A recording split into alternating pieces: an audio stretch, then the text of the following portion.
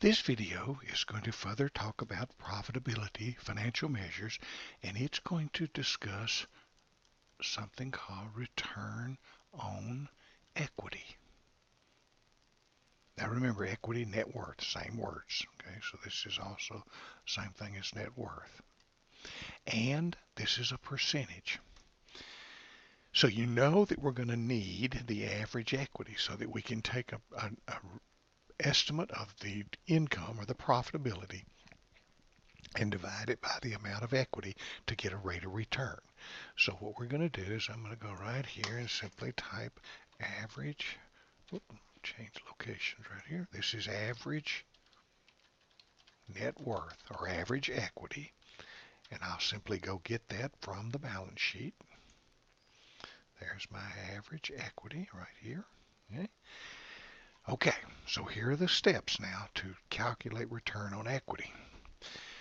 What you do is you take the net farm income from operations, okay, and we know that that number is 202,037.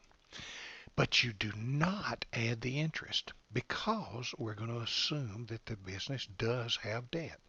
So you don't add the interest, but you do subtract an opportunity cost of unpaid family labor and management. So we'll take out the 50,000, okay, and that result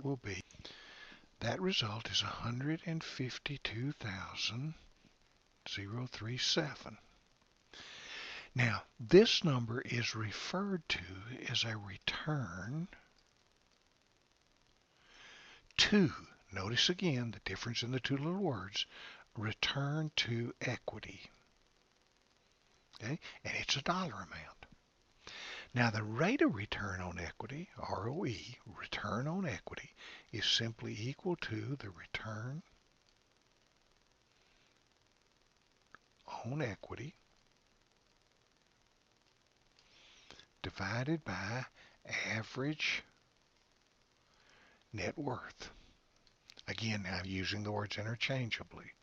So this will simply be 152,037 divided by the average equity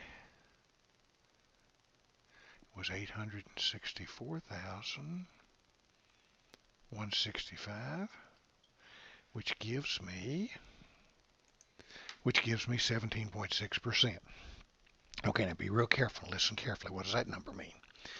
That means for J&J Farms, if you do consider them having the debt that is shown on their financial statements, so you go ahead and leave the interest in because that's paying for the debt, the return on J&J Farms equity is 17.6%. And notice that number's higher than the return on assets. So when we treated J&J Farms as if they had zero debt, the rate of return on the assets was 14%. And of course that assumed that all the assets was equity. Now when we go to the return on equity, we go ahead and allow J&J Farms to have the debt that's stated, and their equity is a smaller number. And when we calculate the return on equity, we get a larger number. So the debt has actually created for them an increased rate of return on their equity. Now, that may or may not make sense to you, but it will when we finish the calculations in this particular section. So now, quick summary. If you're calculating return on assets, you use the adjusted net farm income. You take net farm income from operations plus interest minus the opportunity cost of unpaid labor and divide it by average total assets. And you get a rate of return on assets as if the farm had no debt and all the assets were basically equity. When you get return on equity, you take net farm income from operations, but you do not add the interest. You just subtract the opportunity cost. Okay? And then that's returned to return on equity in dollars. You take that return to equity on dollars and divide it by average net worth. On this page, I did make a mistake. Let's be real careful.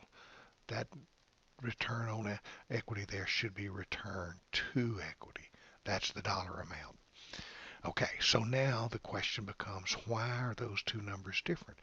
when you look at the farm having debt, it actually gets a higher rate of return on the equity capital. And we will proceed now to explain to that. But first we got to calculate a ratio called cost of debt.